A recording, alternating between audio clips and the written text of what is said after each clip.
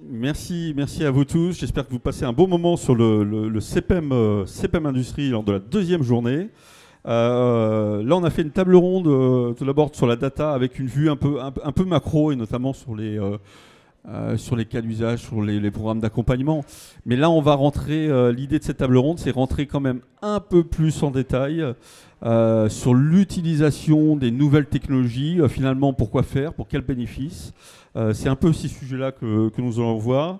Alors, je suis accompagné par M. Ahmed Azouaou, donc, qui représente deux structures. Bonjour, oui, Ahmed Ezoou, président Industrie Performance 4.0, qui est un cluster d'innovation autour de l'industrie et la performance dans l'industrie. Et puis Unitel, la partie déploiement 5G privé, Unitel Group. Et de Marc Pepper, de Copernic. Oui, donc moi je suis le directeur général de Copernic. On est une société spécialisée dans la capture de données sur le terrain. Donc je pense qu'on est vraiment dans le thème. Et aussi un membre du Fab Lab, The Camp. Donc je pense que c'est aussi important de rappeler qu'il y a cette structure, le Fab Lab, qui est disponible à Aix-en-Provence pour venir voir un petit peu tout ce qu'on fait au niveau de la capture de données, de la 5G, etc. Voilà, exactement. Merci. Du coup, on va commencer ensemble, Marc. Voilà, on entend parler beaucoup d'IoT, 5G, enfin toutes ces technologies.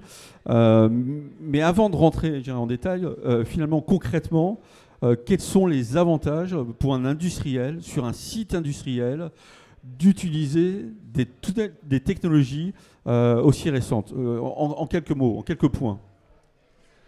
Je dirais que le but principal de mettre en place ce type de techno, donc vraiment la 5G, l'IA, etc., c'est l'accompagnement, pour moi, de l'opérateur. C'est-à-dire faire en sorte que les gens travaillent mieux, qu'ils puissent se consacrer principalement à leur métier et non plus être des opérateurs de technologie, en réalité.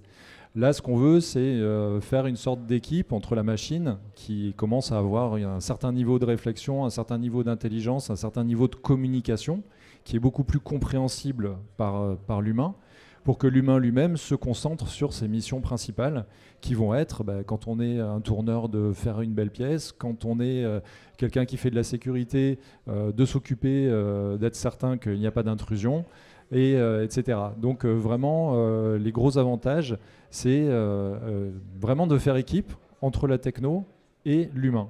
C'est vraiment avoir cet esprit d'équipe.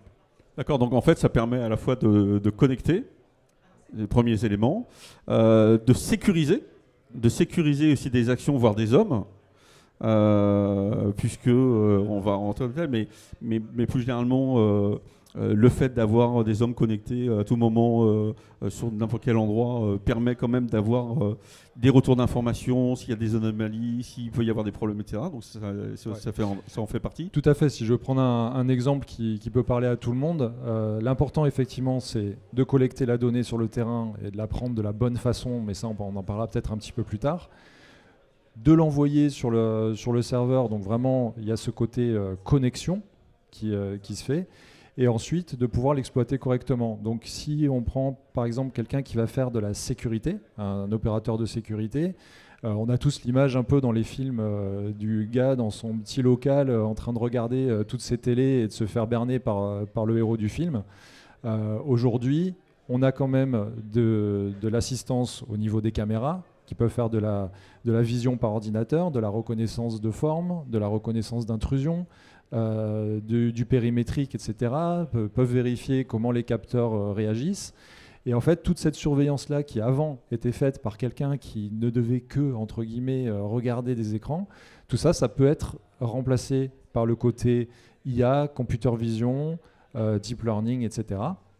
Et la personne, du coup, va passer de quelqu'un qui regarde des écrans à quelqu'un qui va réellement faire un métier, aller lever des doutes, aller sur le terrain. Il va pouvoir prendre son smartphone en 5G privé et rester connecté avec son central. Et donc là, on a vraiment une augmentation des capacités humaines. Et c'est vraiment, j'insiste là-dessus, c'est une augmentation des capacités humaines parce que la machine va se charger de faire tout un tas de missions qui ont peu de valeur ajoutée, mais qui sont très importantes quand même. Et on va avoir une connexion, si on met en place de la 5G privée par exemple, qui va être complètement sécurisée et avec un fort débit. Et ça aussi, on pourra en parler un petit peu plus tard. Alors du coup, je voulais rebondir avec Ruslan de Wavestone, Wavestone a quand même l'habitude d'accompagner et de travailler même sur des programmes un peu plus larges au niveau national et sur les territoires. Oui. Tout à fait. Et effectivement, sur les grands cas d'usage qu'on voit, on en voit plusieurs typologies, je dirais 3-4. Une première sur finalement ce qui a été dit, comment je gagne de la performance opérationnelle. Donc on va avoir de la téléassistance, un mainteneur qui va se faire assister par un expert à distance. Donc on va pouvoir finalement apporter plus de valeur sur une heure utilisée de personnes. On va avoir d'autres cas d'usage autour de comment je fais en sorte de rendre le travail plus attractif ou moins compliqué. Donc on va avoir des exosquelettes. On a aujourd'hui L'Oréal, Bosch ou d'autres gros industriels qui font beaucoup de pubs pour attirer des nouveaux talents en disant le travail est moins dur chez nous ou plus intéressant, avec des formations faites avec de l'intelligence artificielle ou de la réalité virtuelle. Donc voilà, plus de performance, un travail moins difficile, plus de supervision et beaucoup plus de finalement d'apport au terrain et de facilitation des gestes du terrain. Et ces programmes de transformation sont faits par l'ensemble des industriels. Donc tout secteur confondu, c'est aujourd'hui clé. Oui, d'ailleurs, vous avez dit un mot intéressant, la partie formation. Parce qu'il y a la formation des équipes, mais même si on va en amont, la formation, c'est-à-dire des métiers, les étudiants, etc. Et sur le salon, justement, il y a tout un pôle à CPM à venir avec l'UMM. Ce que l'on peut remarquer, c'est que les formations, notamment de l'UMM, c'est plus du tout celles qu'il y avait il y a 30 ans. Là, on apprend à souder, beaucoup d'ailleurs avec du numérique. Hein. Oui, et aujourd'hui, nous, on accompagne EDF parce que pour pouvoir aller au cœur des centrales nucléaires, il faut avoir passé un certain nombre d'heures et ce n'est pas toujours faisable. Donc les gens sont formés à distance avec de la réalité virtuelle pour pouvoir ensuite aller sur le terrain sur des lieux où on a des contraintes en termes de sécurité. D'accord. Alors, sur le numérique, donc si on prenait quand même un cycle, quand on parle d'IoT, la 5G industrielle, etc., on va passer la main à Ahmed, justement, parce que la data est un des éléments, c'est quand même comment on fait pour capter cette data, qu'elle soit sécurisée. Si on n'arrive pas à faire ça, finalement, on peut sortir des cas d'usage, mais on n'y arrivera pas. On peut faire des preuves de concept, mais ce ne sera pas déployé. C'est ça que je veux dire. Oui, tout à fait. Ce qu'il faut voir, c'est qu'on parle de 3 technologies qui sont essentielles et c'est un triptyque. La connectivité sur la 5G privée, je vais y revenir là-dessus. L'IA qui est une nouvelle techno, enfin une ancienne techno qui est remise au goût du jour et qui explose et qui apporte des gains de productivité extrêmement importantes, et la cybersécurité. Mais les 3 sont très liés. Pourquoi ? Parce que l'IA a besoin d'un volume de données extrêmement important, avec une sécurité de transmission, avec une validation de la donnée, avec des temps de latence extrêmement courts. Eh bien, cette phase d'acquisition et surtout de transport en sécurité avec des temps de latence extrêmement courts et des volumes très très importants, ça c'est la 5G privée. Et l'IA ensuite a besoin de calculateurs, elle a besoin d'algo, elle a besoin donc de calcul, et très souvent dans le milieu industriel, eh bien, il n'est pas question de transmettre vers le cloud externe ces données. Et là, on commence à entendre parler du edge cloud, du edge computing, du edge cloud. Le edge cloud, c'est le cloud qui est à l'intérieur de l'enceinte de l'industrie, de l'entreprise. Et donc, on va déporter tous les traitements qui sont faits progressivement. Si j'ai oublié la partie cybersécurité essentielle, il faut que les données elles soient transmises et transportées de façon très sûre et sécurisée pour pas qu'on puisse y accéder, les modifier, les dérober.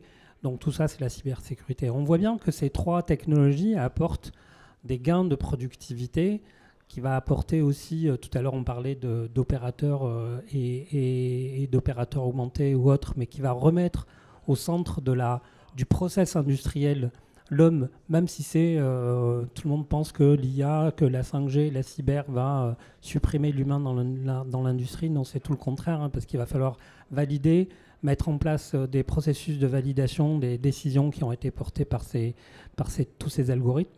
Et donc, ce triptyque va apporter énormément de gains de productivité. Et quand on parle de ces technos, il ne faut pas oublier une chose, c'est la valeur de ces technos, c'est le cas d'usage. Pourquoi faire ? Pourquoi est-ce qu'on a besoin de latence très courte ? Pourquoi on a besoin de tous ces sujets ? Et chaque fois que je suis devant un industriel, dès que je commence par de la technique, ça ne l'intéresse pas beaucoup. Dès que je lui parle de ces cas d'usage et de ces points d'irritation, ces irritants, ces cas d'usage irritants qui ne fonctionnent pas très bien et sur lesquels je lui trouve une solution de transport, notamment sur la partie mobilité des personnes et des équipements. Dès qu'on lui dit « Ok, votre réseau Wi-Fi dans l'industrie, ça ne marche pas », on le sait tous, ça ne marche pas. Ça marche à 80% ou 95%, mais l'industrie, c'est 100%, c'est pas 80%. Eh bien, on commence par là et on lui parle de cas d'usage. Et la valeur de ces technos, eh bien, la valeur, c'est le cas d'usage et pas autre chose. Voilà. Donc, ce qu'on peut voir quand même, c'est qu'il y a beaucoup de défis. Il y a beaucoup de défis à ces nouvelles technologies. Marc, toi, tu as été confronté pour répondre à des enjeux d'industriels où, pour moi, tu n'avais pas une approche purement techno, mais plus comment je vais répondre à ces enjeux.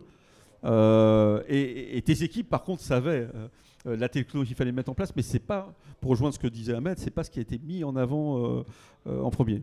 En revanche, il y a des défis. Voilà. Ouais, tout à fait. On va aller au plus simple. En réalité, mettre en place ces technos-là, ça n'a d'intérêt que si ça fait gagner de l'argent à l'entreprise. Voilà, c'est tout simple. C'est-à-dire qu'on peut parler d'IA, on peut parler de connectivité, de 5G, de ce que vous voulez. Si au final, vous ne présentez pas un gain, un retour sur investissement qui soit raisonnable et sur le long terme, on va pouvoir parler techno, on va pouvoir se faire plaisir, on va pouvoir dire ah, l'IA c'est super, etc. Mais en réalité, si on n'a pas quelque chose qui vient directement impacter le bas de bilan, je dirais, ça ne sert à rien. Donc c'est vraiment par cette approche un petit peu crue mais assez directe où on dit ok, vous voulez mettre en place quelque chose, mais qu'est-ce que vous voulez faire ? Où est-ce que vous voulez faire des économies ? Où est-ce que vous voulez optimiser votre processus ?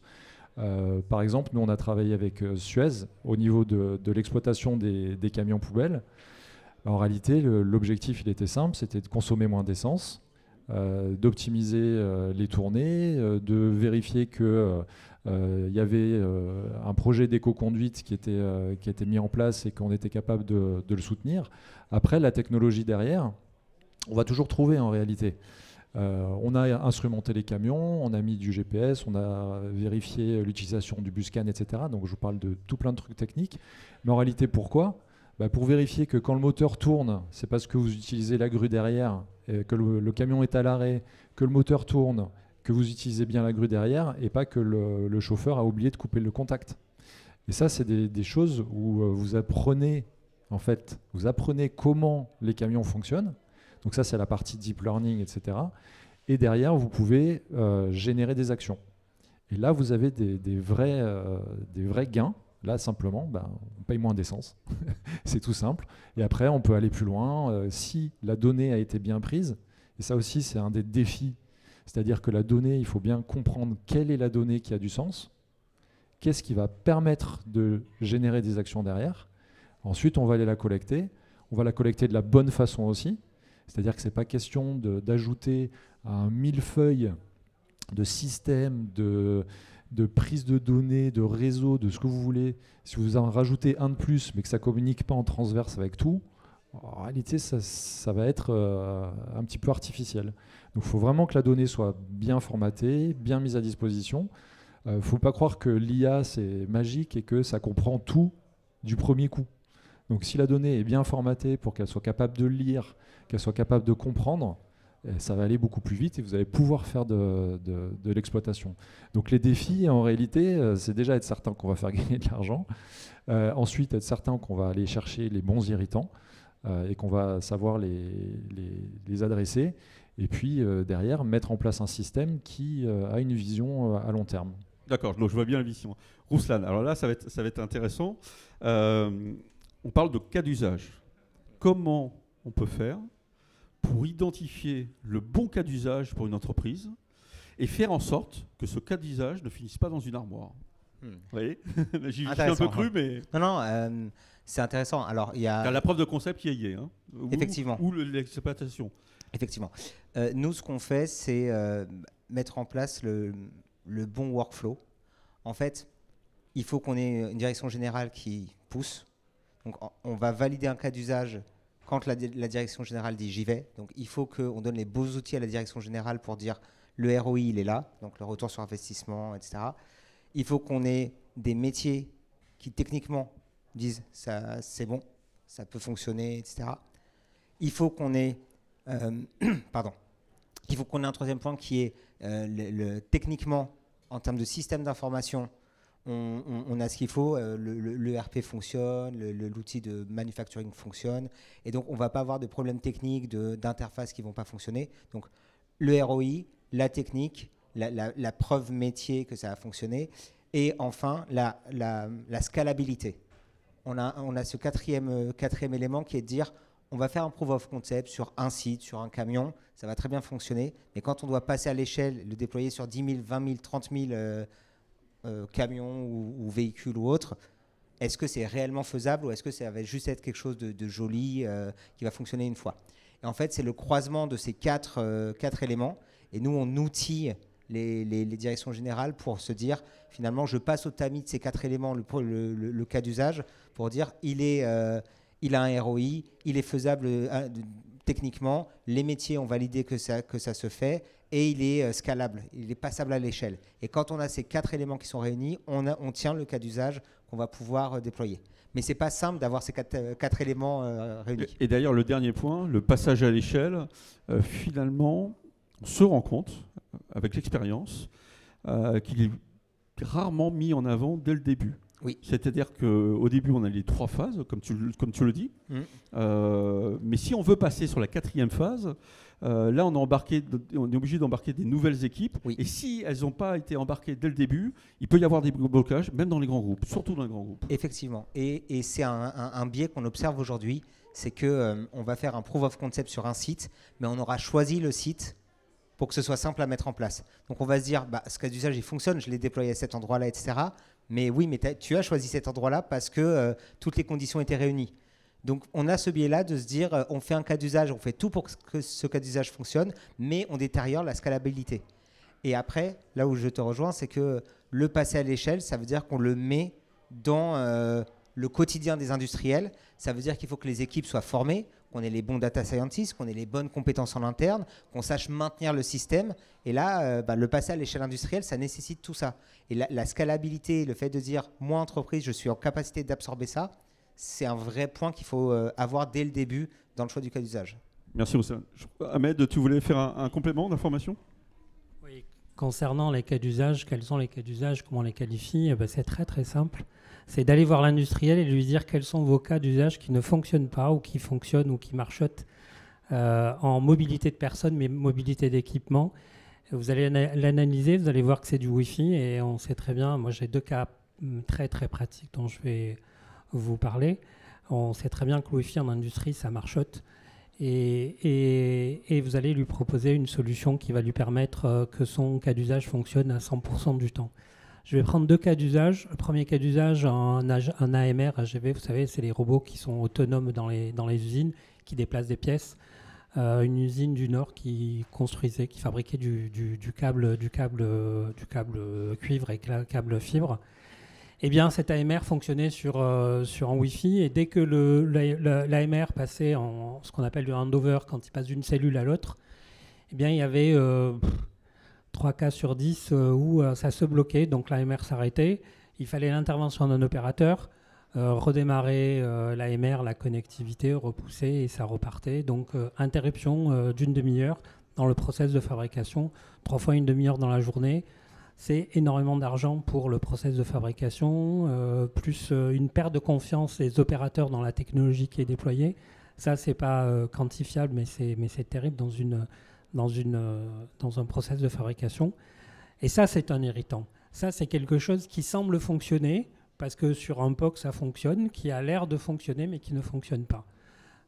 Et quand vous remplacez ça par de la 5G, où il n'y a pas ce problème d'handover, parce que la 5G a été conçue pour être robuste, en termes de transmission de données, en termes d'handover, de passer d'une cellule à une autre, qu'une radio antenne 5G remplace 10 points d'accès Wi-Fi, que la 5G fonctionne très bien même à l'extérieur, ce qui n'est pas le cas du Wi-Fi, et bien là, vous enlevez l'épine du pied d'un industriel, et là, il vous regarde de façon très différente. Et ça, contrairement à la capacité d'un réseau 5G qui peut vous apporter des cas d'usage fabuleux, fantastiques, eh bien, de commencer par ça, c'est des cas d'usage. Et le deuxième cas d'usage, c'est protection de travailleurs isolés.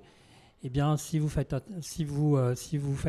confiance à un réseau 5G opéré ou un réseau Wi-Fi mal déployé, vous n'allez pas couvrir 100% de la zone et vous êtes sûr que l'accident va se produire juste à l'endroit où il n'y a pas de couverture. Un réseau 5G, lui, permet d'avoir une couverture complète et une sécurisation à 100% de transmission de la donnée. Donc, les cas d'usage qu'on peut monter dans des POC, moi j'ai fait partie d'un programme qui est le plan France Relance France 2030 sur les 17 plateformes 5G, j'en ai dirigé 2. Il y a des cas d'usage dans tous les domaines, hein, dans l'industrie, dans l'agroalimentaire, même des cas d'usage dans une ferme, dans les ports, dans tous ces sujets. On sait que ça fonctionne maintenant. Maintenant, il faut passer justement à la grandeur, au réel, à l'exploitation et c'est là où il faut attaquer des cas d'usage simples, d'abord, les irritants, pour ensuite passer aux cas d'usage un peu plus complexes et qui rapporteront beaucoup plus de gains financiers. Merci Ahmed. Juste, technologie émergente, cas d'usage émergent, quelle vision finalement nous allons prendre pour toi au niveau des nouvelles usines et surtout des technologies? Alors pour commencer, je voulais dire que le principal inconvénient de la 5G privée, 5G industrielle comme on l'appelle, 5G entreprise, comme vous voulez l'appeler, c'est son nom, c'est le 5G. Parce quand on parle à un industriel ou à un auditoire, on a l'impression que tout le monde pense connaître la 5G parce qu'il l'utilise dans son smartphone. Eh bien, c'est pas du tout. C'est la même techno, mais c'est pas du tout les mêmes usages. On n'utilise pas du tout les mêmes fonctionnalités et donc ça n'a rien à voir. L'avenir, eh bien, la 5G, c'est pas le remplacement de la 4G. La 5G, c'est quelque chose de complètement beaucoup plus puissant que juste un transport de données. La 5G va apporter des cas d'usage que nous ne pouvons pas utiliser, qu'on ne pouvons pas mettre en œuvre aujourd'hui. Elle va apporter une flexibilité à l'usine, à l'anthropologistique, au smart port, au smart aéroport. Elle va apporter une flexibilité dans la mobilité des personnes, dans la mobilité des équipements et des cas d'usage qu'on ne peut pas imaginer aujourd'hui. Je prends un exemple, quand on a de la maintenance préventive, on arrête les machines une fois par an pour faire une analyse complète, eh bien, en mettant quelques capteurs très simples, sonores, vibratoires, qui nécessitent beaucoup de data avec des temps de latence très courts, eh bien, on peut très facilement, avec un algo en Edge Cloud, on peut très facilement passer de la maintenance prédictive obligée d'arrêter les machines, de la maintenance préventive, je veux dire obligée d'arrêter les machines, à une maintenance prédictive pour déjà annoncer, savoir quelles sont les problématiques et pouvoir corriger sans arrêter tout le process de fabrication. Merci Ahmed. Et même exercice pour tout le monde, un peu de vision sur l'avenir. Sur l'avenir, moi je dirais qu'il y a deux visions qui s'opposent un petit peu. Alors si on repart sur le principe de 5G, c'est vrai qu'il y a des entreprises sur lesquelles avoir de la 5G avec des très très gros tuyaux de données, ça va être très efficace, très peu de temps de latence et on va pouvoir partir sur vraiment une centralisation de l'intelligence sur les serveurs embarqués de l'entreprise. Donc là on est en edge computing. Et d'un autre côté, on a aussi toute l'informatique embarquée dont la puissance de calcul devient exponentielle, enfin exponentielle depuis longtemps, et elle continue à être exponentielle, ce qui veut dire qu'on est capable vraiment sur la ligne de production d'avoir des algos d'intelligence artificielle, donc de la réactivité, des choses qui vont pouvoir déporter sur la ligne déjà de la prise de décision, et beaucoup plus d'intelligence. Et donc, ça fait deux choses un petit peu différentes. Et chaque industriel va devoir se poser la question de savoir si son modèle répond à j'ai un système avec des gros tuyaux de données et je peux fonctionner comme ça sans aucun problème, ou bien au contraire, j'ai un système où je dois être beaucoup plus mesuré en termes de débit, de bande passante, etc. Et je vais devoir descendre de l'intelligence sur mes lignes. Et tout ça, ça vient dans une réflexion de résilience par rapport aux différents incidents qu'il peut y avoir sur une ligne de production ou sur le réseau d'une entreprise, et dire qu'est-ce que j'accepte comme mode dégradé, qu'est-ce que je veux faire. Donc ces deux pistes-là vont vraiment s'ouvrir de manière rapide, et il faudra faire un choix. Merci Marc. Ruslan? Alors moi je vais revenir sur les cas d'usage. En fait, ce qu'on voit en termes de projection, mais plutôt à 5-10 ans, c'est la notion de digital twin. C'est le fait de dire, finalement, demain, je pourrais connaître en temps réel chaque endroit de mon usine, chaque personne qui se déplace dans l'usine, et de se dire, j'ai le jumeau informatisé de mon usine en temps réel. Et quand j'ai ça, je peux projeter, faire des simulations. On a des industriels qui ont fait tourner des algorithmes pour réorganiser l'usine, pour simuler des arrêts. On a des industriels qu'on accompagne actuellement sur le fait de prédire, comme ça a été dit, une panne et de lancer une impression 3D de la pièce qui est automatiquement envoyée sur site. Donc voilà, on peut arriver à se dire, finalement, avec la 5G, avec les capacités de calcul, on peut arriver à avoir un jumeau totalement informatisé et totalement numérique de mon usine et le piloter, le projeter et optimiser le concret avec le digital. Je pense que c'est un peu la projection qu'on a avec toutes ces technologies-là. Oui, exactement. Je suis entièrement d'accord avec toi. Alors, on a bien vu toutes ces nouvelles technologies. Ça peut être en fait un apport considérable, important, qui peuvent faire gagner des gains de valeur, des gains de productivité face à la concurrence. Mais il y a quand même des défis, des complexités. Je déconseille d'y aller comme ça, tête baissée. D'où l'idée d'avoir mis en place, en tout cas sur l'ensemble du territoire, dont la région sud, différents dispositifs. On a vu le dispositif Up to Digital Actantis, on en a parlé des Fab Labs The Camp, des plateformes industrie du futur. Mais oui, avant toute chose, passez voir ces plateformes. Si vous ne les connaissez pas, à la rigueur, vous pouvez prendre contact avec moi sur LinkedIn. Je vous conseillerais par rapport à vos différents besoins. Généralement, d'ailleurs, les premières consultations sont entièrement gratuites et en plus, il y a beaucoup de dispositifs qui sont financés. Merci à vous tous. Passez une bonne après-midi et une bonne fin de salon. Merci.